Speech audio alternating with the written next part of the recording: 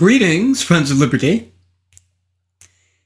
It recently came to my attention that the popular YouTube political analyst, commentator, and owner of LotusEaters.com, Carl Benjamin, aka Sargon of Akkad, in an interview with Andrew Gold, outlined an explanation similar to James Lindsay's of the origins of woke ideology. At about 8:33 of the video, called "Wokeness is the Most Evil Thing You Can Do," Carl says, explaining its modern proliferation, people have an understandable habit of saying, look at this institution, look at this institution, the police, the RAF, the governments, the courts, almost anything is woke, but focusing on the institution is a bit of a red herring because the institutions just operate in the way that the ideology of the people who control them dictates. And so the real issue is why our institutions are controlled by an ideology that is against the native white British population. At about 10:10, Carl says, it's the philosophy of anti-racism itself that is the problem.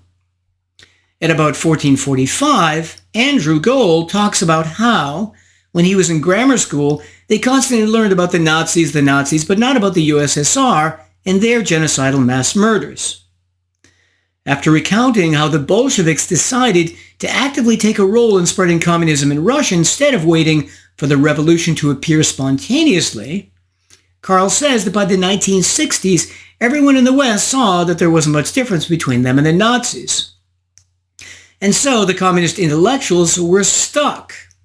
They were in Western academia, so you had the Frankfurt School, Herbert Marcuse, Adorno, Horkheimer, and a few others who were philosophically trying to find purchase by which to attack not just capitalist society, but also communist. And so they set about constructing what Marcuse calls critical theory in order to start poking holes in liberal democracy. Subsequently, he mentions Harvard Law professor Kimberly Crenshaw in 1989 creating the doctrine of intersectionality, by which Marxist ideas of equality were applied to many alleged victim groups. Over the next 30 years in higher education, intersectionality spread within the American university system, and then to the wider society. He concludes by saying, it's like a domino run. Eventually, all the institutions become woke. Andrew at the 22-minute mark summarizes, saying, interesting, that's a short history of where wokeism came from. What Sargon has done here is to describe the Bolsheviks, Marcuse, Horkheimer, and Crenshaw, and what they believed and did. And crucially, he implies or suggests that he's thus explained the rise of woke, its causes. But has he? Is describing explaining? In order to see, let's use Sargon's method likewise on Christianity, Islam, and Soviet communism. Let's test it out.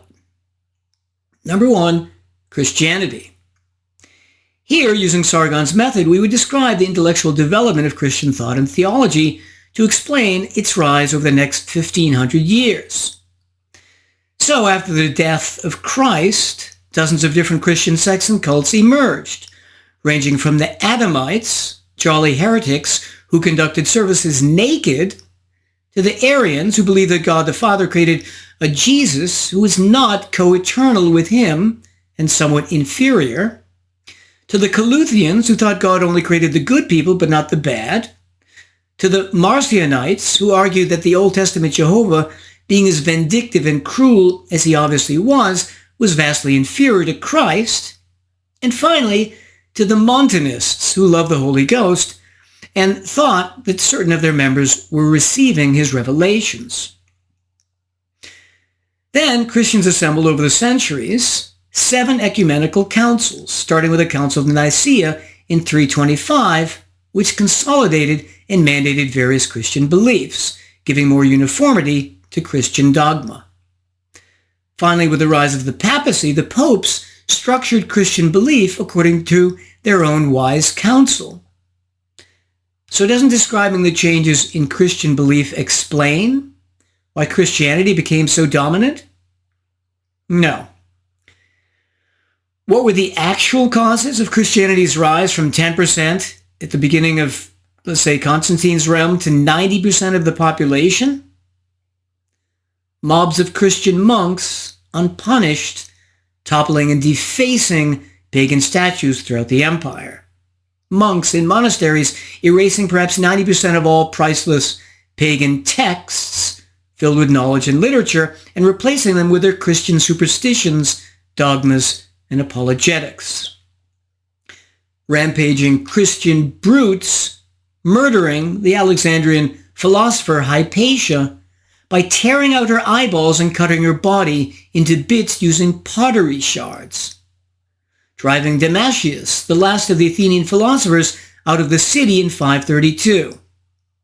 With the privileging of favors and offices of state by Christian emperors from Constantine in the 4th century onward, which changed the whole nature of the Roman bureaucracy and administrative state and spread Christian conformity and influence through state monies and authority.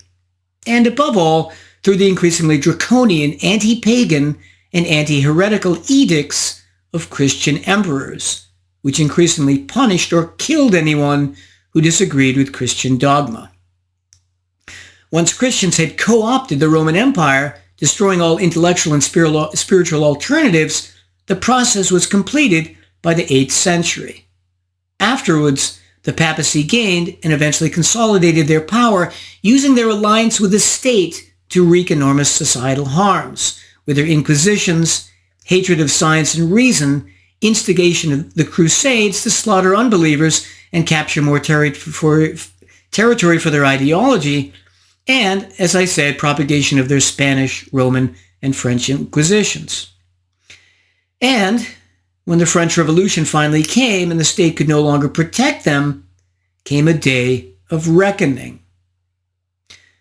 What percentage of the Roman Empire would have become Christian without all that unending Christian violence, privilege, and bribery?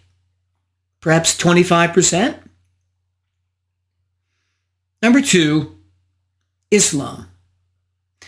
Clearly, without any question, the rise of Islam from a few hundred believers in 610 to 1.9 billion today in 2024 is because of the enormous intellectual superiority and rationality of Islamic theology and belief. Why else would 1.9 billion people believe that the sun sets in a muddy spring? The believers of each of the two main branches of Islam, Sunni and Shia, admirably commit themselves to their profession of faith, the Shahada, which states there is no God except God, Muhammad is the messenger of God. The Shia also add a clause which says Ali is the guardian of God, and believe that one day a type of savior, the Mahdi, will return.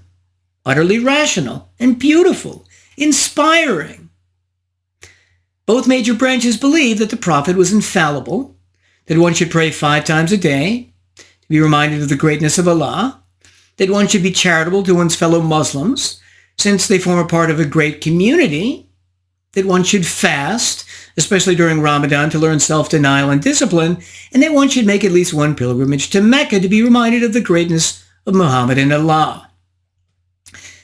Now, some people, a few contrarians, of no account, astonishingly claim that it's not the beauty of Muslim beliefs, but the violence and coercion of their state that is the actual cause for Islam's demographic success. Can you believe that? Violence. So, for example, they say that, A, presently in 6 Islamic countries, the penalty for apostasy is death, with even more countries having had the death penalty, and even more allowing unofficial vigilante honor killings of apostates or disbelievers. B, they also say that from the beginning, Islam is inspired by Muhammad on many occasions, killed those who disagreed, as the slaughter of the surrendered Jews of Khaybar in 628 shows, they say, being a typical example in just the beginning. C, these people also say that the history of Islam is a constant procession of direct conquest and the incorporation of subject peoples called dhimmis into an ever-increasing Muslim religious empire. In fact, every country outside of Saudi Arabia has been conquered, with mass slavery, sexual or otherwise, often the result.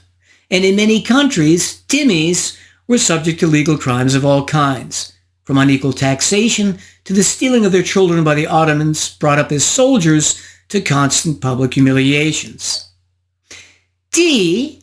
Finally, these silly contrarians even claim that if Islam had been peaceful, it probably wouldn't have even had 100 million believers today instead of 1.9 billion. Such a silly idea. Of course, it wasn't violence which created the religion of peace. Number 3, Soviet communism. Most listeners understand that Soviet ideology changed over time, in some cases for purely propagandistic or political reasons, in others to address the changed and inescapable political and economic realities facing the regime. So, for example, if we read through Alfred Evans's Soviet Marxist-Leninism, The Decline of an Ideology, he mentions that Khrushchev had formulated his idea of mature communism, and Brezhnev his idea of developed socialism, in response both to Maoist ultra-radicalism in China and reformist stirrings in Eastern Europe.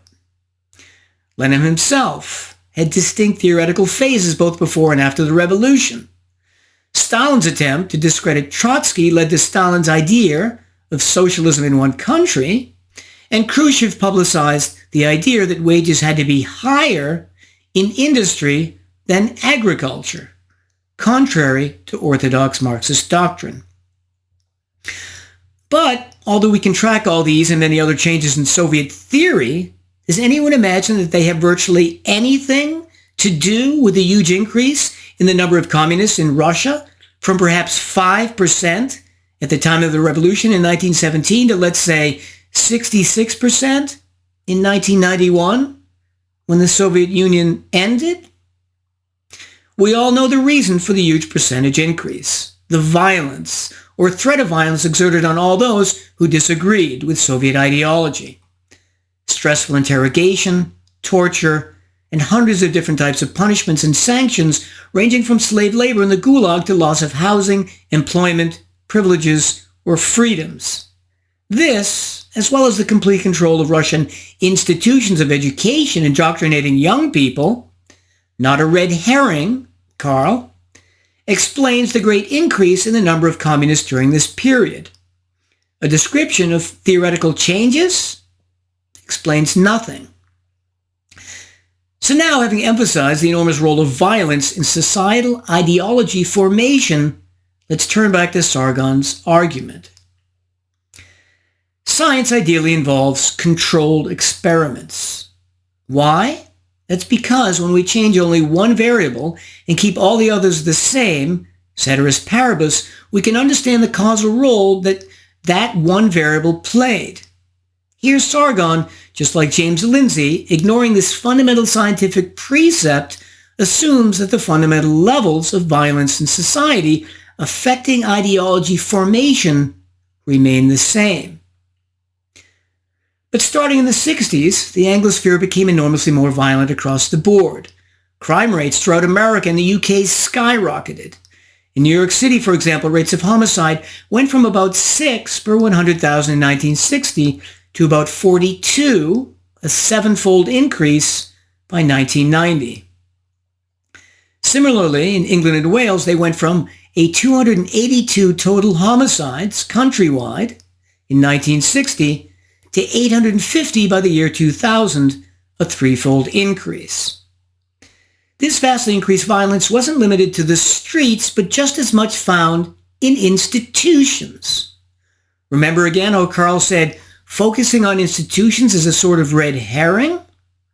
Well, science, previously enormously productive and largely funded by the private sector, now is increasingly funded by government through the increased rights violations of unnecessary taxation, with the consequence of the relative scientific stagnation and unproductivity we see today throughout the West. Similarly, colleges and universities, robust in their intellectual independence and true diversity before World War II, from the 60s on, were now largely funded, regulated, and their educational values increasingly controlled and co-opted by government. Without colleges' large tax exemptions, without their increased funding and regulation, and affirmative action incentivizing colleges to hire and tolerate Marxist and other radical theorists, Kimberly Crenshaw herself likely being amongst them, Sargon, these woke doctrines would never have been funded and nurtured for decades in the universities, after which they became mainstream. The public generally isn't woke and so would support and fund virtually no purely private woke institutions itself. Similarly, without the increased violation of freedom of association in the form of anti-discrimination laws and violation of free speech in the form of hate speech laws, the woke ideas emerging from the universities would never have been complementarily backstopped, reinforced, and strengthened societally as they are to this day by these laws. Notice, for example, how when Andrew Gold at 1445 talked about how in school they just learned about the Nazis and never about the crimes of the commies, Sargon doesn't mention that 93% of English grammar schools are public. What does he think they're going to emphasize? Mao's Cultural Revolution and the crimes of Che Guevara? No, he attributes it causally to the ideology. And why would economist Thomas Sowell, what does he know about racism, have pointed out that public schools and institutions in the American South were overwhelmingly anti-black before the 1960s and now afterwards have become anti-white? To a degree like the Army, Navy, and Air Force, Carl. Interesting, too, that studies consistently show that public schools are more racist and violent than private. I wonder why. So in conclusion, despite the fact that both James Lindsay and Carl Benjamin have a superb understanding of the nature of woke ideology, which they've demonstrated to good effect in hundreds of online videos, neither of them have the slightest clue about its historical origins, its causes. And that's because they both ignore the huge role of violence in history, violating property rights to simply privilege and fund one set of ideas over others. The idea that a couple of Marxist cranks can destroy a whole civilization without that civilization and its institutions already being badly compromised and their institutional and intellectual immune systems weakened is, frankly, ludicrous. And so in this specific sense, even though Carl wore a magnificent three-piece suit to his interview, which he displayed to excellent effect, our emperor has no clothes. I bid you well, and remain the Scarlet Pimpernel.